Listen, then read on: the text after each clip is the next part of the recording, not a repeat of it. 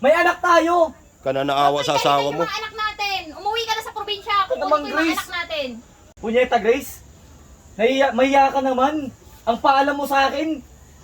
Titira ka dito mag-isa sa tiyahin mo. Tapos may kasama ka na pala.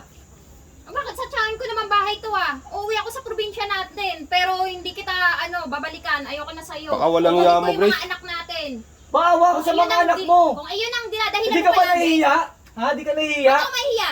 Maawa ka naman sa asawa mo. Ba't hindi ka mahihiya? Tignan mo nga. Sabi mo, paalam mo sa akin, wala kang kinakasama dito.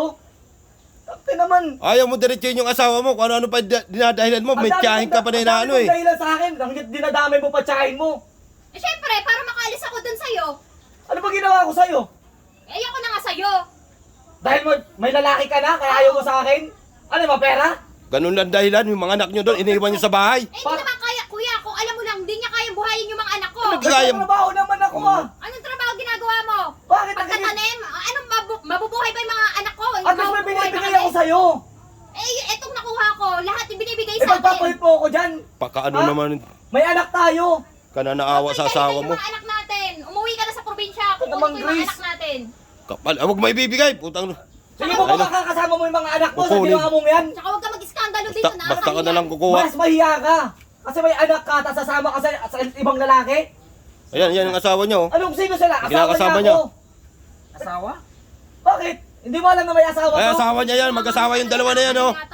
Mahiya ka. Hindi ko alam na may asawa to. Ano, di mo alam? Hindi mo alam na yung kinakasama mo may asawang iba? Wala naman sinabi sa akin to. Bakit ko naman Tingnan mo, Grace. papatulan to kung may Umuwi asawa ka to? na. Umuwi ka. Papansin Ba't ka ako talaga uuwi? kahit kailan eh, no? Dito ka pa talaga mag-iskandalo. Papalo, Hindi ikaw, ako mag-iskandalo dito, kundi dahil sa ginagawa mo. Sana kinausap ako ng maayos, hindi yung ganyan ka. Tingnan mo baka kausapin ka na ng maayos. Kasama ka pa. Ano eh? Sino ba hindi magagalit sa iyo?